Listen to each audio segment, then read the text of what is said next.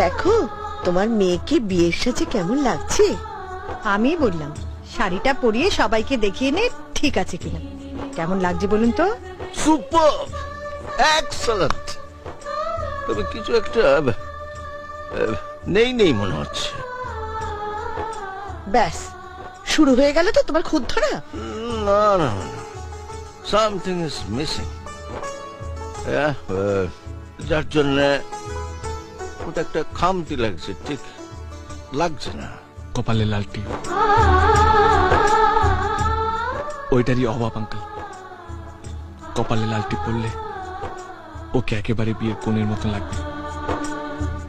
Correct, আকাশ ঠিক বলেছে। হ্যাঁ, এটাই তো নেই। আচ্ছা, তোমরা মেয়ে হয়ে এই ভুলটা করলে কি করে বলো তো? হ্যাঁ, এই জন্য বলছিলাম বর্ষার বিয়েতে আকাশে থাকাটা দরকার।